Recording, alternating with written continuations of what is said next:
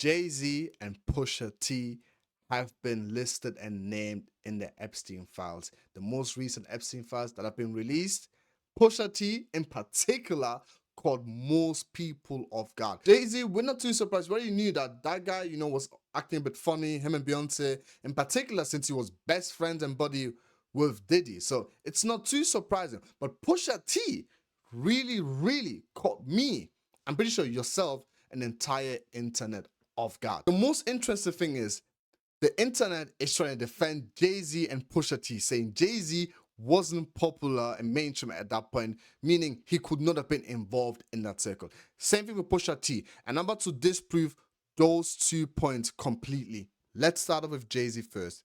An unknown man abducted from her home, where she later awoke in the presence of Harvey Weinstein and Sean Carter, in brackets, open brackets and closing brackets, Jay-Z. While Weinstein had inserted his fingers into, believed she was in Epstein's mansion in Florida. Jay-Z in 1996 was part of that circle. Now, the mass are saying Jay-Z wasn't popular in 1996, but people are forgetting Jay-Z released his first album, I believe Reasonable, in 1996, where he had The Notorious Big on it and Mary J. Blige. On top of it as well, in the same year, 1996, if you know about the Tupac track, Hit Them Up, Tupac was shooting shots at Jay-Z too, in that same track in 1996. So you can't tell me Jay-Z is not known or wasn't known. Let's move on to Pusha T. In approximately 2007, attended a party following invitation from an unknown man who approached her as she walked down the street. Weinstein and Pusha T also attended the party and drugged her before engaging in abuse. Bro, Pusha T? Pusha T? Now, here as well, people are making the argument that Pusha T wasn't famous enough. But the biggest mistake is people are making the assumption that the Epstein file is talking about Pusha T back in 1996. No, it's not. It says it's right here in approximately 2007. This is 2007. People are saying, oh no, Pusha T wasn't that famous. Pusha T in 2003 wrote the most iconic ad for McDonald's, the most running ad for McDonald's, which is dun dun dun dun, I'm loving it. He wrote that in 2003.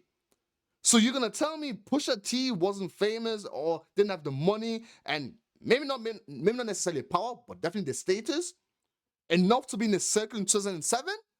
Bro, stop defending these people. Now what's really interesting is old videos of Ye are resurfacing where he accused Jay-Z and Pusha T of inhuman things. If you take people like Jay-Z and fucking Pusha T, they made their living killing our people. So how the fuck they gonna stand up for our people? You know what I'm saying? But we forget that because we love Jay-Z's music so much. We love Pusha's music so much, right? But you think they would ever, Beyonce had the best fit for somebody else? Yeah. You know what I'm saying? You think they would ever tell the truth? No, if they told the truth, they didn't go to jail. You know what I'm saying? So you have liars. Man. Liars are now the face of our culture. If you're enjoying what you're watching right now, do me a favor and make sure you hit the like and subscribe button. It will really help me out. Thank you. Bro, all I know is the entire world, including myself, owes Kanye West an apology. We owe Kanye an apology. We're calling this guy crazy, mad, bipolar, anything that you can think of. And this entire time, he was actually, bro, he was spitting to us. He was telling us the truth. Obviously not fully because he doesn't want to get himself, But he was hinting like, yo, these people that we are idolizing, Jay-Z, Pusha T, Drake, what's up? Obviously, I'm not associating Drake with the Epstein files. I'm not doing that, but I'm just saying that, bro, they're not the people that we think they are. Imagine being such a crazy ass PDF that even Drake back in 2017 refused to work with Weinstein and Jay-Z. So back in 2017, there was a report that Jay-Z and Weinstein essentially were working on a project together. Weinstein wanted to work with Drake and pursued him on numerous occasions. Ironically, Weinstein chased Drake to star in and produce a film called The Heist. But Drake rebuffed the overtures long before the mogul faced dozens of harassment and assault claims. I vetted him with 5 people and got bad feedback about working with him. That's simple. So if even the certified lover boy Drake certified PDF wanted to stay away from Weinstein back in 2017 before all his sexual charges, then you know it was really, really bad. Like Weinstein was, bruh. I seen some meme saying Weinstein versus R. Kelly, battle of the biggest PDF. The old PDF Weinstein versus the latest newest model PDF R. Kelly. Bro, the internet is just too quick, man. There are even reports from Hoopscrive, I'm not even sure if this is genuinely true or not. They made a post stating that Jay-Z has reportedly left the US to an undisclosed destination. If this is true, then you know this brother was guilty as hell. He was guilty. And probably the rumors and speculation about Beyonce being not as nice as she made herself to be, they might be just as true as well. Because there are rumors that Jay-Z and Beyonce were both involved in those activities. In particular, just before Diddy went to jail, you know, when all the drama unfolded around Diddy and the accusations, there was a video that was circulating where Jay-Z was amongst Diddy and other people with a ring in his finger, holding a champagne glass, his flute, while just stood there in an awkward, weird way. It looked like he was filming people. It's 2020, y'all. Yeah. And it's different than when it was 2016. You know, the game has been elevated. As we can tell, there's no expense being spared. We had a black billionaire's lunch. You see that? Till this day, I still think the main reason why Diddy got caught essentially was thrown under the bus, because he was definitely involved with Jay-Z and all those shenanigans, is because Jay-Z did that. He filmed whatever he filmed. Don't know what they promised to give him. Don't know what they threatened him with. But he was part of the reason. I'm convinced, you can't tell me otherwise, that he was one of the culprits that were involved in Diddy's downfall. Obviously, he deserved his downfall, but nonetheless, Jay-Z was involved because he knew and because he was involved as well. I don't like conspiracy theories. I don't like politics and things like that. I don't like to, you know, talk about those things on my channel in general. But these kind of things, they need to be mentioned, man. Unless you're blind, you can clearly see that there's something fishy going on with Jay-Z. Now, if you're still not convinced that Pusha T and Jay-Z are genuinely involved and are not innocent, I found this video and just have a look at it and see. And if you still believe Pusha T and Jay-Z weren't involved in 1996 and 2007, hey, there's no saving you, I guess. So I keep seeing people trying to remove Pusha T and Jay-Z from these allegations by saying that they weren't famous like that when these allegations took place. Okay, first of all, Jay-Z might not have been as famous as he is right now, but he was still in those circles. Jay-Z's first album, Reasonable Doubt, was released in 1996. Biggie died in 1997, but Jay-Z was really good friends with both Biggie and Diddy leading up to that, and he hung around them. Look at these pictures. There's lots of pictures. So he was in those circles. He was in those rooms. I'm sure he knew those people. Harvey Weinstein lived in New York pretty much his whole life. And the Pusha T situation, it never says that it happened in 1996.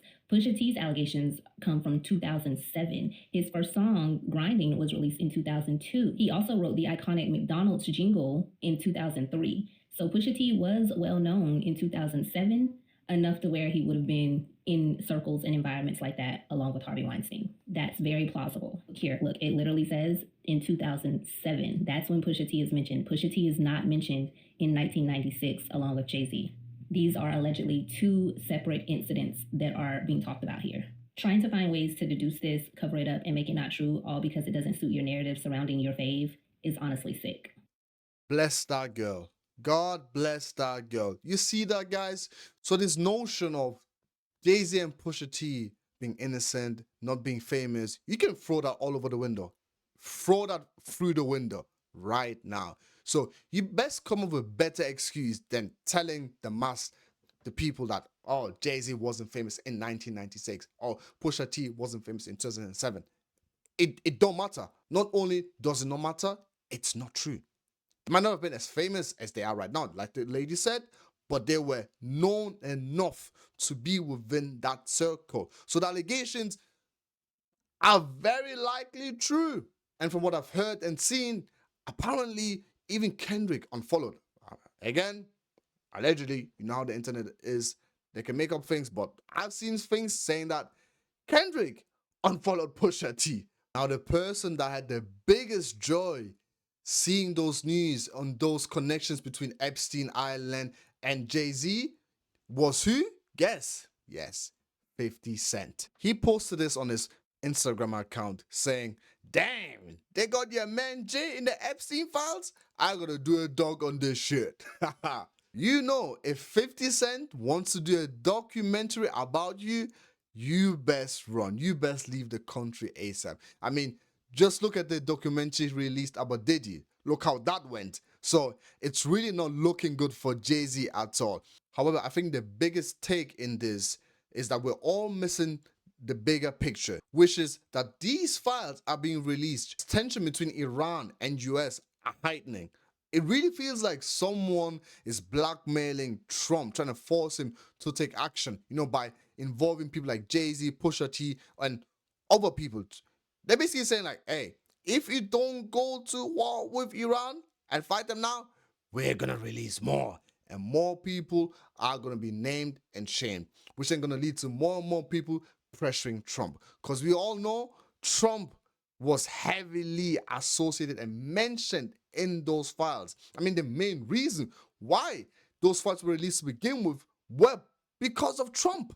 That's the reason why Jay-Z and Pusha T were, you know, named and shamed and thrown under the bus to begin with. So let's not miss the big picture here. It really feels like someone behind the scene is actually trying to get the US and Iran to start an unnecessary fight. Thank you guys for listening in. As always, make sure you like and subscribe, and until next time.